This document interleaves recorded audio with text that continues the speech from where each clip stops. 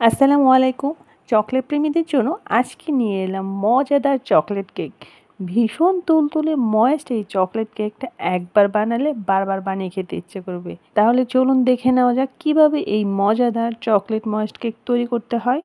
আর এই মজাদার কেকটি তৈরি করার জন্য আমি একটি মিক্সিং বলে নিয়ে নিয়েছি 2টো ডিম, সঙ্গে দিয়ে দিয়েছি 1 চা চামচ ভ্যানিলা এসেন্স, ভিনেগার দিয়ে দিচ্ছি 1 টেবিল চামচ, দুধ দিয়ে দিয়েছি 1/2 কাপ, তেল দিচ্ছি 1/4 কাপ আর চিনি দিয়ে দিচ্ছি 1 কাপ। সবগুলো উপকরণ দেওয়া হয়ে গেলে খুব ভালোভাবে মিশিয়ে নিচ্ছি।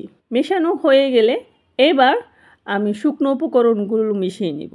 এর জন্য আমি একটি স্ট্রেনারে দিয়ে দিচ্ছি 1 কাপ ময়দা, কোকো পাউডার দিচ্ছি 1/3 কাপ, লবণ দিয়েছি সামান্য 1/2 চা চামচের মতো, বেকিং পাউডার 1 চা চামচ, বেকিং সোডা দিচ্ছি 1 চা চামচ। সবগুলো দিয়ে এবার খুব ভালোভাবে স্ট্রেন করে নিচ্ছি।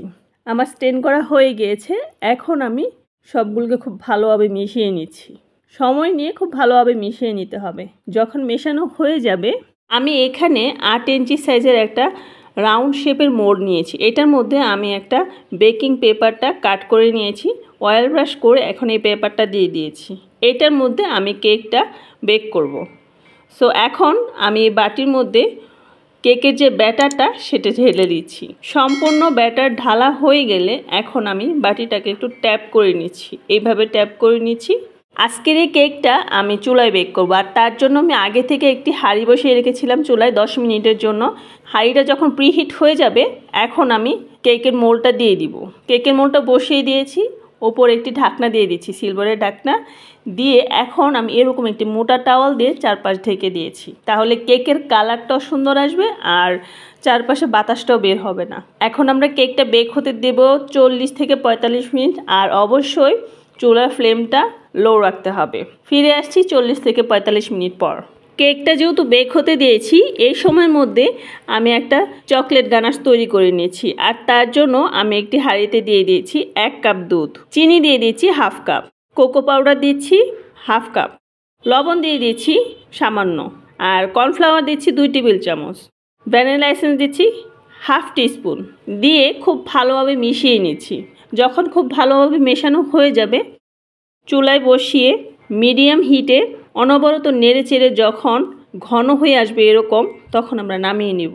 দেখতেই পাচ্ছেন আমার কীরকম কনসিস্টেন্সি আছে। আমি ঠিক এই সময় এটাকে নামিয়ে দিব। আর হাতের কাছে যদি বাটার থাকে তো নামানোর আগ মুহূর্তে একটু বাটার দিতে পারেন। আমার কাছে ছিল না তাই আমি দেইনি। বাটারটা দেওয়া হয়ে গেলে বা দিয়ে একটু নেড়ে ছেড়ে নামিয়ে নেবেন। নামিয়ে নর্মাল টেম্পারেচারে রেখে দিবেন। 45 মিনিট পর আমার কেকটা প্রায় বেক হয়ে গিয়েছে। আমি দেখুন ঢাকনাটা উঠিয়ে দেখাচ্ছি। এই তো মাশাআল্লাহ আমার কেকটা হয়ে গিয়েছে। এখন আমি কেকটা নামিয়ে নিচ্ছি। কেকটা নামানোর পর যখন ঠান্ডা হয়ে যাবে তখন আমি এটাকে মোল্ড আউট করব।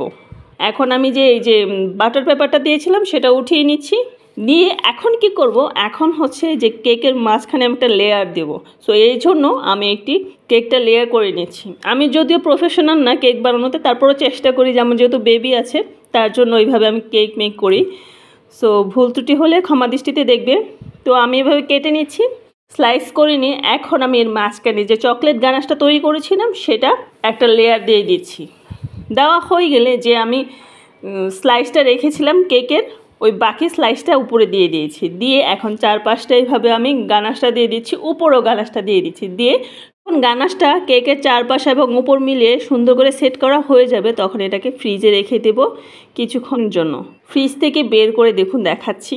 সো আমি এখন কেটেও দেখাচ্ছি, তাহলে বুঝতে পারবেন এটা দেখতে কেমন হয়েছে এবং খেতে তো অসাধারণ।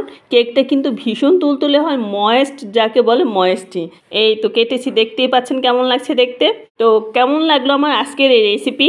আশা করি আমার এই আজকের এই চকলেট ময়েস্ট কেকের রেসিপি আপনাদের ভালো লেগেছে। আর কেকটা আসলে অসম্ভব মজা হয়েছে, দেখতে যেমন সুন্দর হয়েছে খেতেও ওরকম মজা হয়েছে।